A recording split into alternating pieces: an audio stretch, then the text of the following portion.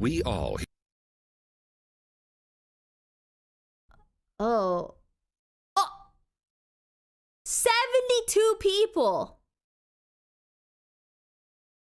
Oh, we'll do both. 45. hear warnings from a young age about the importance of trusting our gut in dangerous situations. We're told to be cautious of suspicious strangers, especially after dark, and always to be safe rather than sorry if we feel that something is off. Sometimes it can be easy to brush off this advice. We may think that there's no way anything terrible could actually happen to us in our own lives. We've all heard stories in movies and on TV of deranged killers and cold-blooded psychopaths. Bye, But if Luke. we really came face to face with these monsters Hope you don't get in a dark nightmares. parking lot one night, how would we react? Would we fight for our lives, flee out of fright, or freeze, unable to move and paralyzed by fear? No. The woman we interviewed for today's episode unwittingly discovered her answer to that question on a pitch-black night back in 1998. What is up, Iwu crew? We love hearing real-life, true stories from our listeners, just like the one you will be I'm hearing not sleeping today. anymore. If you or someone you know have had a similar unsettling Oh. encounter that you would like to share, please reach out to us to speak about setting up an interview that could be featured in an Iwu episode. As always, be sure to hit the like button and subscribe. Now, let's get into it. Wesley Shermantine and Lauren Herzog were like two peas in a pod. Born only 2 months apart in the mid-1960s, they grew up as indisputable best buddies, navigating their youth side by side in the small town of Linden, a quaint rural area of California, nestled a little way south of Sacramento and 95 miles east of San Francisco. During their childhoods, they lived on the exact same street within the quiet farming town, which had a tiny population of less than 2,000 people. Wesley had affluent parents who made the young boy's life very comfortable, and he was never left wanting for material possessions. However, his outwardly idyllic family life held dark secrets that his parents tried to keep hidden from the public eye. The Shermantines had a collective reputation in the town for being people you didn't want to cross unless you wanted to why? risk being ominously dealt with. Despite young Wesley's harsh home life with expectations for perfection, he and Lauren were never afraid to get their hands dirty, and they spent most of their time outdoors in the rugged wilderness, hiking through the surrounding hills or hunting and fishing in the woods. In 1984, the pair graduated from Linden High School, and despite their troublemaking tendencies, it seemed as if they were headed on the right path. However, just 1 year later, an incident would shock the whole town, sending it into disarray and throwing these two fresh graduates into the eye of suspicion. A local teenage girl named Chevelle Chevy Wheeler went missing on October 16, 1985. No. She had been dropped off at school in the morning, just like any other day, but she apparently had other plans for the afternoon. She confided in some of her girlfriends that she had an exciting meetup to attend. She was going to skip class to hang with a boy she knew. But when Chevy gleefully snuck off the school grounds that day, neither she nor her friends could have ever guessed this one that just this was started. the last time the innocent young student would ever be seen alive. When Chevy failed to return from her secret excursion, Wesley was identified as a person of interest. Authorities pinned him down as the boy that Chevy had made plans to meet up with. Unfortunately for Wesley, word of his troublesome antics and mischievous inclinations had traveled fast in the small town, and his reputation had preceded him. Townspeople knew that he and Lauren had gotten into some shady business throughout the years, like roughhousing, drinking, and, most concerningly, hard drugs. Specifically, the two boys had begun to heavily use methamphetamine. If you're familiar with the today? drug No. terminology, you may be realizing how the No. duo got their infamous title. Of The word course not. speed Surely, and the moniker definitely not. Speed-Free Killers originated from the influence of meth on the pair's violent activities. Authorities and Meth! theorists alike believe that this behavior-altering drug was largely responsible for the boys' alleged killing frenzies. And Chevy's sister later shared an important detail during the ensuing investigation that aligned all too well with Wesley's known drug use. She reported that young Chevy had mentioned her intentions to smoke marijuana with Wes at their hangout that day. Accordingly, because of Wesley's already questionable public image and connection with 16-year-old Chevy, the police obtained a search warrant and investigated the young man's secluded hunting cabin. Inside the small building, they discovered blood. At first, they couldn't be sure if this evidence was meaningful. After all, it was a hunting cabin. Perhaps the blood was from a freshly caught deer. And indeed, Wesley and his folks maintained that previously slaughtered game was to blame for the red stains. But when the blood was tested, What mascara do the you results use? seemed to confirm I law use the enforcement's Better Than worst Sex fears. mascara. The blood type matched Chevy's. And then Thank you, another Nikki. strange turn of events fueled police suspicion. That's what it's called. Allegedly, Wesley, who was fairly well acquainted with the Wheeler family, had confidently shown up at Chevy's home the day after she went missing, pulling up casually in his pickup truck and playing dumb when her concerned mother and father asked him what had happened to their beloved daughter. He apparently laughed at the parents' frantic questioning and shrugged off the implications of Chevy's disappearance with a sort of smug nonchalance, asking them how he could possibly know anything. Despite his Two-Faced, surety yeah. that he wasn't under Wait, suspicion, is it Two-Faced? It's authorities were Two-Faced, yeah. already on his trail after finding the incriminating blood samples. As concerning as this revelation was, the fact remained that the police were unable to locate any concrete evidence that charged Wesley. DNA analysis technology was not sophisticated enough at the time to garner any real conclusions. So, the case went cold, and Wesley walked free. No. Over a decade later, police would discover that Lauren and Wesley, the two young troublemakers they had let walk free, went on to orchestrate what some have estimated to be 72 murders between 1984 and 1999. How is that possible? The deadly streak is thought to have begun around the same time as their meth abuse, when the two I don't think I've ever heard that many people getting killed without. How do I word this properly? I feel like this is the first time we've seen people get away with killing people, that many people in that span amount of time. Like, are they all these one at a time, or are they like is this like a mass murder type of thing all at once? were only about 18 or 19 years old. How the duo pulled off this deadly stunt for so long without how? detection is hard to say for certain. But another 72 missing unsolved person is case that began so many 14 people. years after Chevy's pulled the elusive young men back into the spotlight. On November 14th, 1998, Cindy Vanderheiden, a 25-year-old woman who had grown up in San Joaquin County just as Wesley and Lauren did, suddenly and inexplicably vanished without a trace. Nobody quite knew what to make of her disappearance, as just earlier that same day, Cindy had eaten lunch and casually shopped with her mother before heading to a karaoke night at Linden Inn. Oh no! This establishment was one of the two bars owned by Cindy's father, both of which that Wesley and Lauren had frequented for quite a while. On this particular day, Cindy dropped her car off at her dad's other bar before meeting up with a friend, and the two rode together to the Linden Inn, excited for a fun night of singing and letting loose. Oh no! Now, Cindy's older sister reportedly had a fling with Lauren at one time, so when Cindy saw him and Wes at the bar, she struck up a casual and friendly conversation. After a relatively uneventful night, Cindy's friend gave her a ride back to her vehicle, which she had left behind at her father's other bar, before following Cindy home as she drowsily drove down the deserted streets at 2 a.m. After the friend was sure that Cindy had safely pulled into the driveway of her home, she drove away, secure in the knowledge that Cindy had made it back safe and sound to the household, where both of her parents were already asleep. And indeed, the next morning, Cindy's parents would report hearing their daughter pull into the driveway in the wee hours of the night. But it appeared that Cindy herself had never entered the home. In the morning, she was nowhere to be seen, and while her mother grew increasingly nervous, her father decided to call up Cindy's workplace and see if she had somehow managed to wake up, get ready, and depart for her shift without either parent knowing.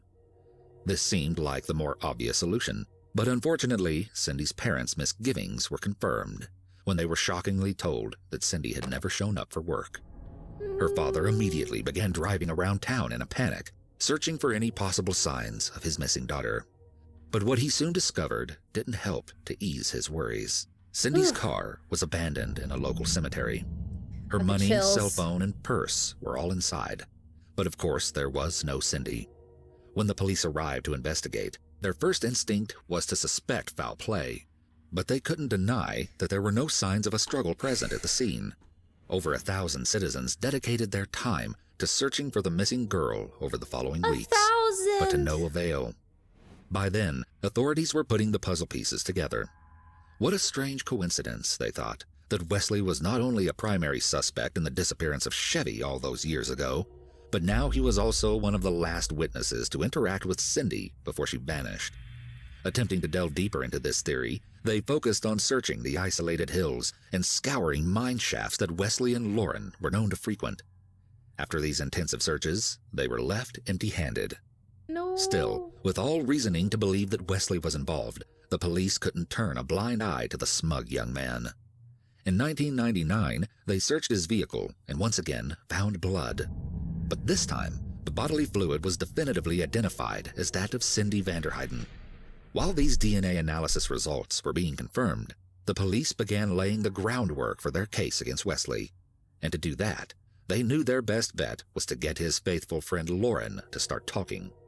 He was brought in for interrogation, and although he was initially a bit tight-lipped, he soon began to spill secrets of a magnitude that went way beyond the scope of what anyone had expected.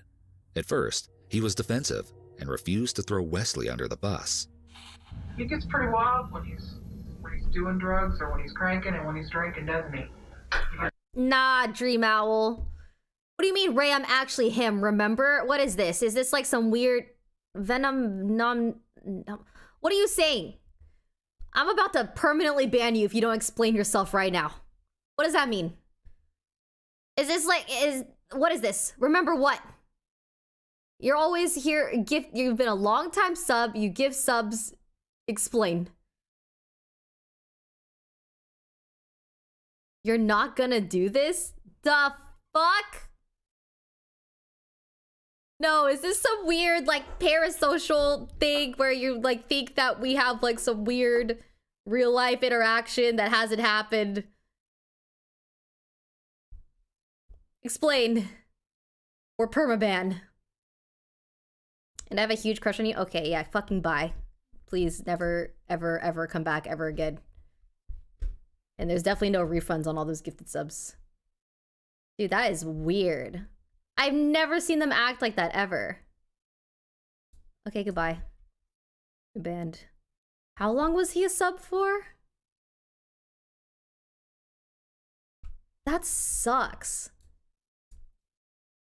Okay, just to remind you, I don't know you. I've never met you. You don't know me. Everything that you've made up in your head isn't real, okay? You're permabanned. Don't come back. Thank you. Goodbye. That's crazy. They got banned in Hassan's chat for being weird about you too. Oh god, they gifted so many subs throughout the past few years.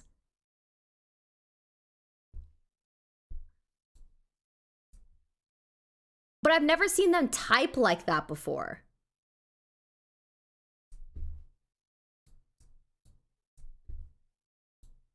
Nah, I don't care how long you've been a sub for. I don't care how much you gifted subs. There is no excuse for being that crazy. I don't like that. It's pretty wild, doesn't he? I don't know. Wild enough, I'd say. That, You ever yeah, think that Wes would be actual creepy capable behavior. of forcing a girl to have sex with him? I don't know. Well, maybe not. But in an interview soon after, Lauren had a change of heart and opened up a lot more. She kind of went go back to her car.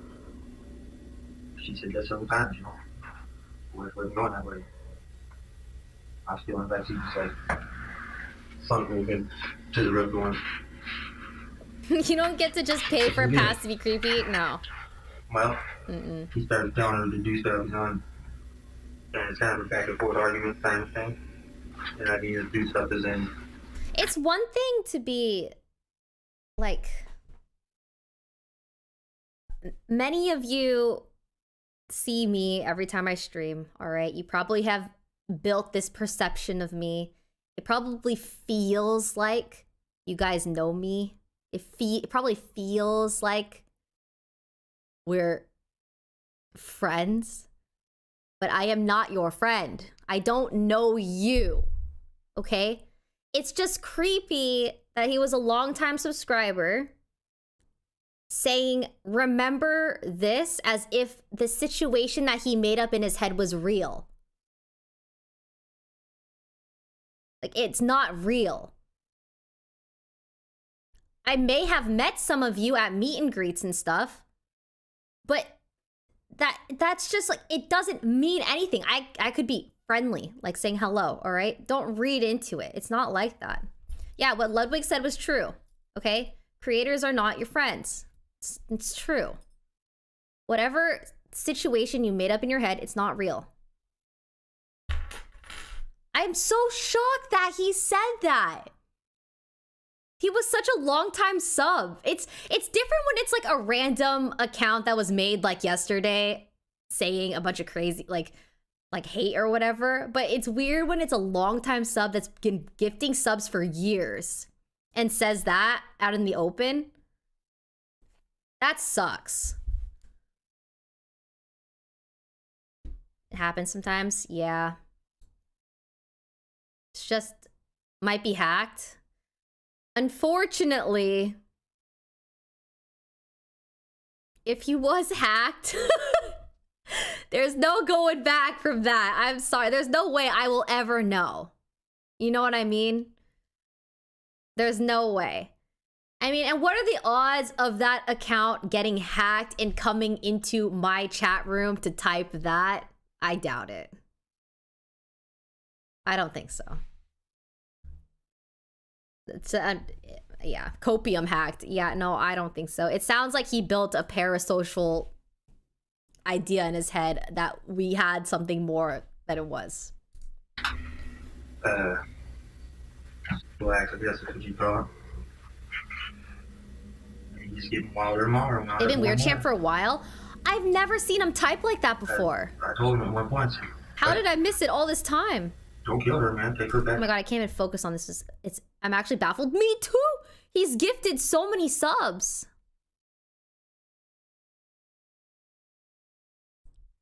Crazy. I definitely remember timing them out. Oh no. Mood ruined. This is just, I hope this is an example to everybody. All right, this is the dangers of the internet. And like, you have to remember, people online, like content creators, just here to help you pass the time, entertainment, okay? Maybe distract you from whatever's going on in real life, right? But it's nothing more than that, you know? It's, you know, we don't owe you anything. You don't owe us anything. We're not making you pay. We're not making you watch. We're not making you stay here. It's just often, that's why I often disconnect. Yeah, it's nothing. Don't make it any more than that. But I appreciate the fan accounts that like are very supportive in a positive way, where like they still like are living life, but like be a healthy support. You know what I mean? Where it's not like your whole life and you pretending like you know the person and that you know what's best for them, and you know, you're doing whatever you can to just like, you know, not like that. Support from a distance. Yeah, you know, you can still appreciate someone for helping you get through something. Like, for example, I remember back in the day when I was super depressed, I used to watch PewDiePie videos all the time. I used to, like every day after school, I would just like play video games and I'd have like a PewDiePie video playing on the side, or I would watch it while I ate. And it helped me get through what I was going through. It made me feel like I wasn't alone. It helped me. This is just an example, but you know, I will always like appreciate that time, because it like, you know, and like his efforts of uploading content and stuff, it helped me get through what I went through. And I know that I do that for others as well. But, you know, I'm not gonna like pretend or make up a scenario that like he's my best friend and I know him to his core because I've seen his content. There has to be a healthy barrier, you know?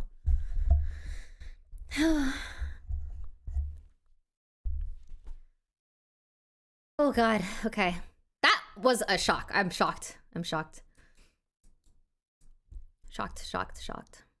I wasn't expecting that. I guess it kind of just hit different when it was like a long time subscriber. Boundaries, yes, boundaries. Are you okay, Riz? It's kind of heavy. I'm shocked. I'm disappointed. You know, I expect this kind of behavior from like people that just make accounts to hate. Like that's expected. That's normal. That's what people do to retaliate or act out of like the life that they've had. They're acting out. They're emotional. I get it. It happens. They target someone and just want to be mad. But when it's like this situation, it feels super, super, super, super unhealthy. He needs a fair trial. No. No, what do you want me to do? Put him in a Discord call and ask? What's wrong with you? No. Boundaries were crossed. That's not okay. You can't type in a public chat room and say, hey, Ray, remember this? Remember this? Remember, Ray? You won't do that. I have a crush on you for a really long time. You won't ban me. Fuck. No. You lose. You're gone permanently. That's not how that works. I don't care how long you've been a sub for. Okay, I gotta rewind. Okay, we're moving on. No more distractions. That was very unexpected. Okay, I'm going back to the beginning of the interview part. No more pauses. Right here. Or when he's cranking and when he's drinking, doesn't he? He gets pretty wild, doesn't he? I don't know. Wild enough, I'd say.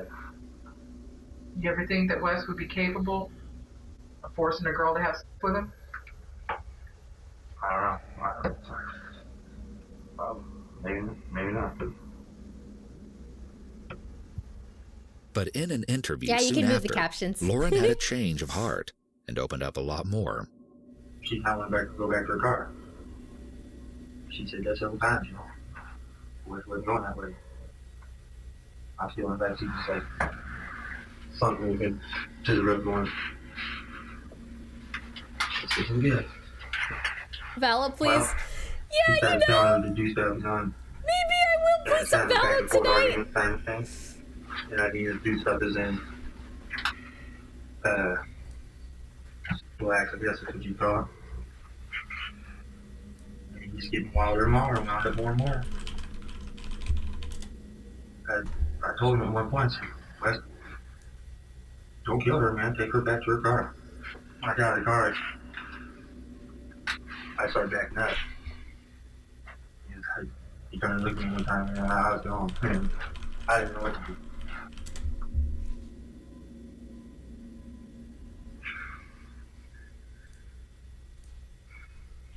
Well, His speech is hard to decipher in this dated footage, but he seems to describe something about Wes holding down the victim. he was, you know, on top of me, like, trying to hold her down, you know. And I guess must be towards the end, I remember she's like the natural. I mean, I can't believe that. I look, you want to become a content creator, but not really anymore. That's what you called her? Yeah. There are really high highs and really low lows. There are incredible pros and cons to this industry. Not only is it incredibly difficult, volatile, oversaturated, and inconsistent, grindy, mentally exhausting, physically exhausting because you're just sitting all the time doing the same thing every day. There's no breaks. You have to grind, especially in the beginning. But, you know, you can build a really sweet and caring, supportive audience. You can help people, distract them, be there for them during their hardest times. You can make a living from it. You can you know, but also there's like there's stalkers, people that hate you, people that want the worst for you, the chance of you just getting killed. But that could happen to anyone, really. But you know, this industry changed my life forever. I got very lucky with the situations that I've been put into. Very lucky with the timing of things, like with Fortnite, Among Us.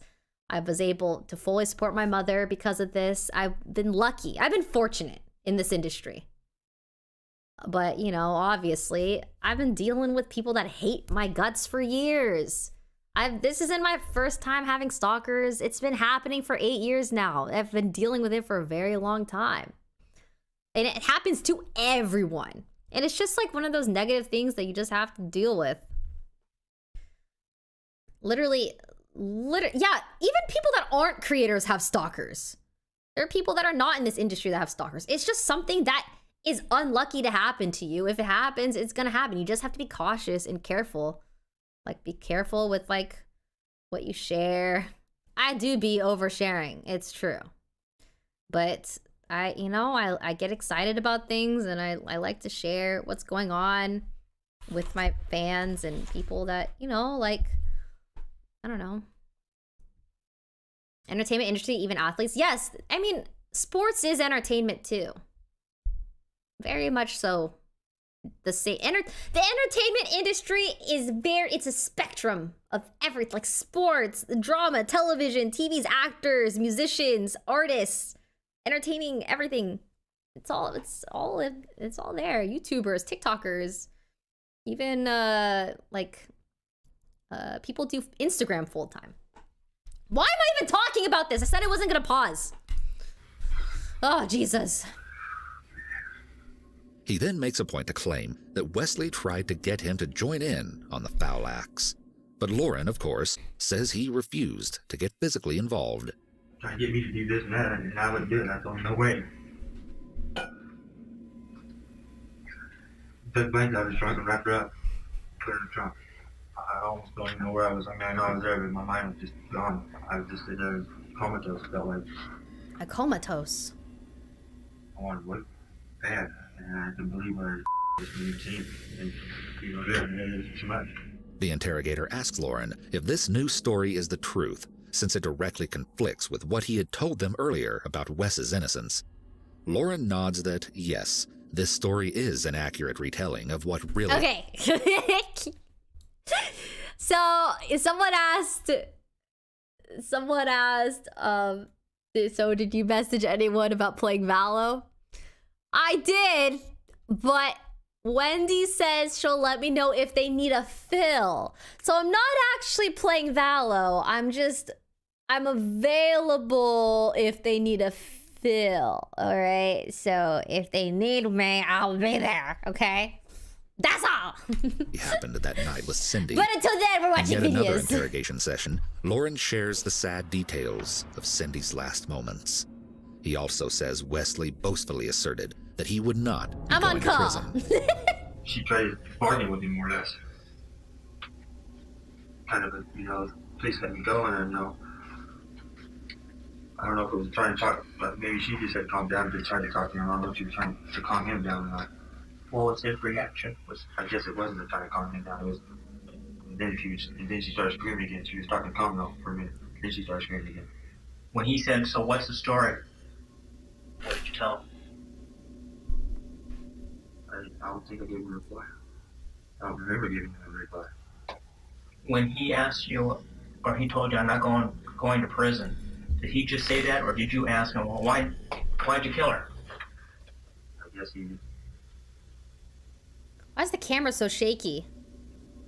It's like an earthquake. I didn't ask him that. He said it. He just said it.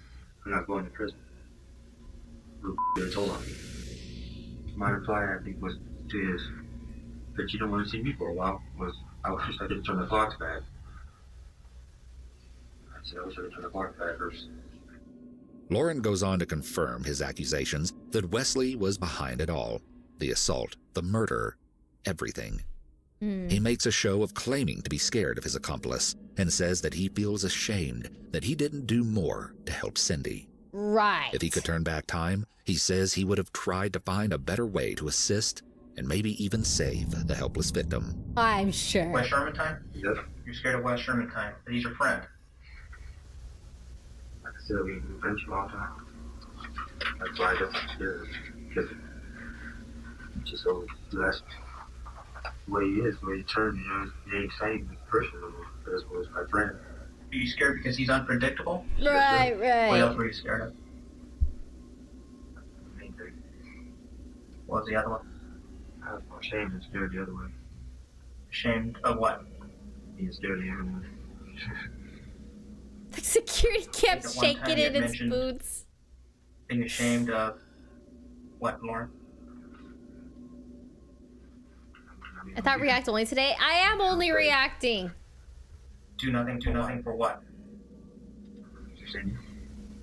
For now. Be able to stop it? Yeah. I've been. You had to do it all over again, would you have stopped it? I'm trying to figure out a better way. I'm trying.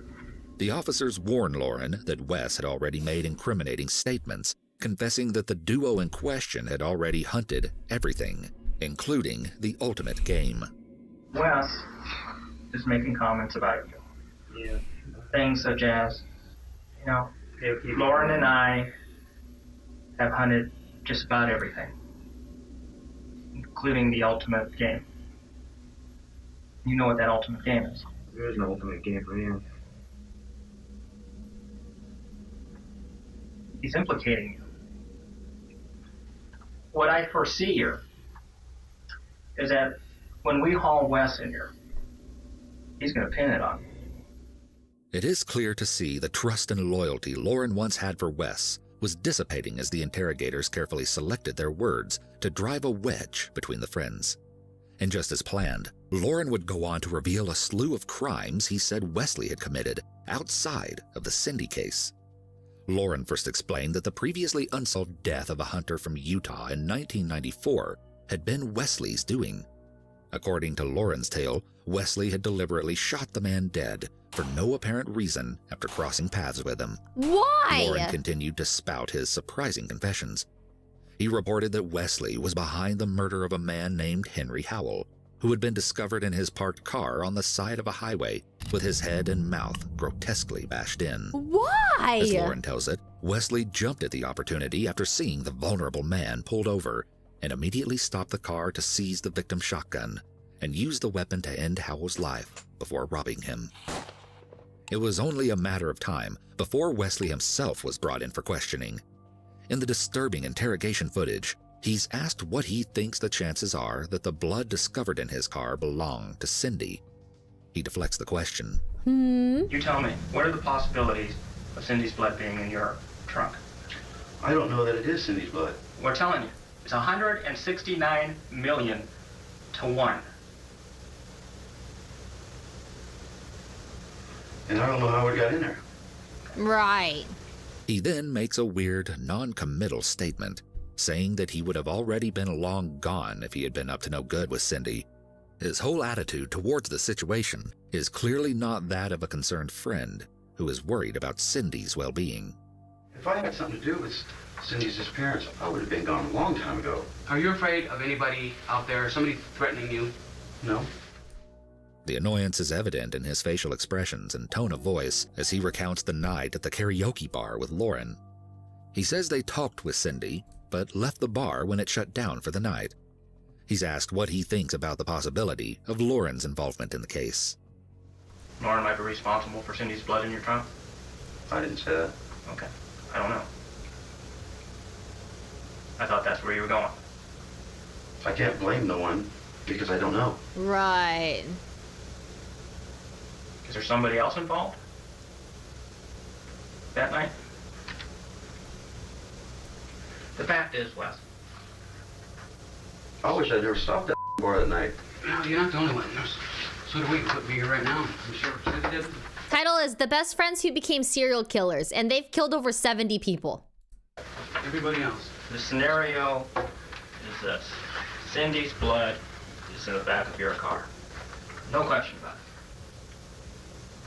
Get It's him! proven scientific. Edward, thanks for joining. The interrogator becomes increasingly frustrated as Wesley visibly shuts down and refuses to reveal any helpful information. They try to make him understand the benefits of coming clean, but he's just not having it. Lauren is responsible, and you're just trying to help your childhood buddy, trying to protect him. If that's what you're doing, if you want to go down the boat. Over 70. I'm not trying to help him. I'm not trying to help him. Has he threatened you in the past?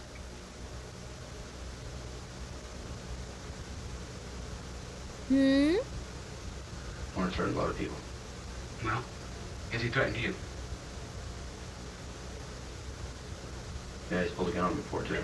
If there's something that happened that night, you have to tell us now. Yeah. It's as simple as that. We can't make it any simpler for you. If you lied in the past, I don't care about the lies. I want the truth Me too. of what happened that night. There's blood in your car. There's a simple explanation. He knows it. I know it. It's there.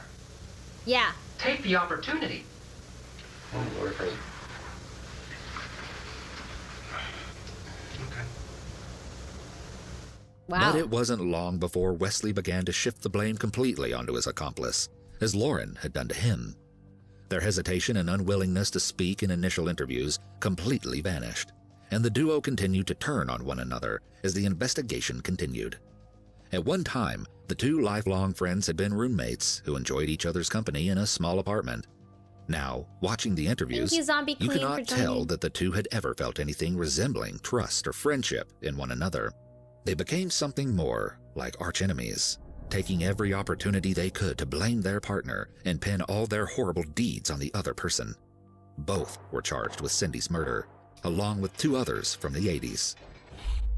At this point, all inhibition on Lauren's part was gone, and he went into excruciating details to explain the horrors that Wesley had inflicted upon Cindy.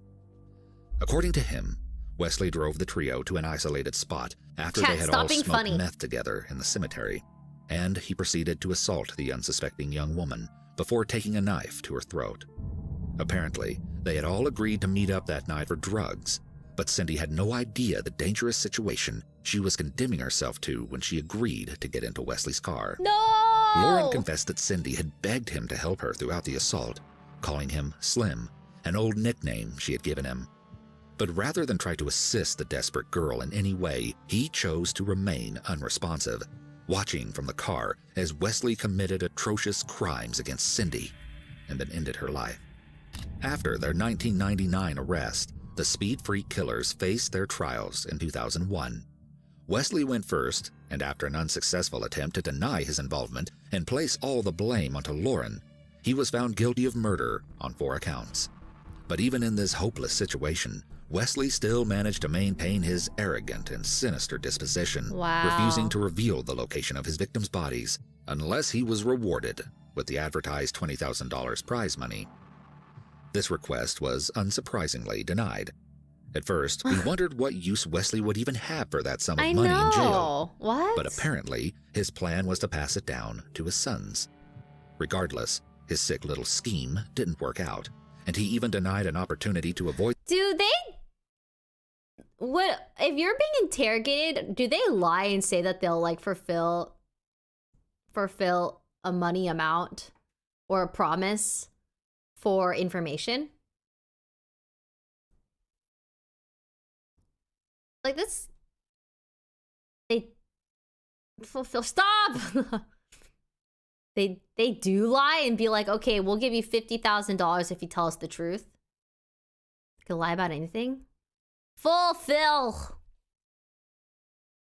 with the death penalty in exchange for the body location information. He really was stubborn through and through, even in the face of certain death. Lauren was given a bit more of a lenient sentence.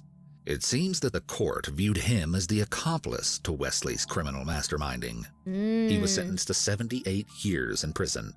But even though the law may have taken a little pity on Wesley's partner, they made a decision that is almost incomprehensible in its foolishness. Following an appeal in 2004, Lauren's convictions were overruled.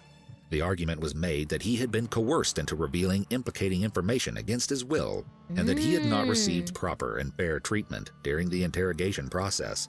He was paroled in 2010, but due to an uproar of public disapproval over the court's decision to free Lauren, especially from the victim's family members, no California county wanted to take him.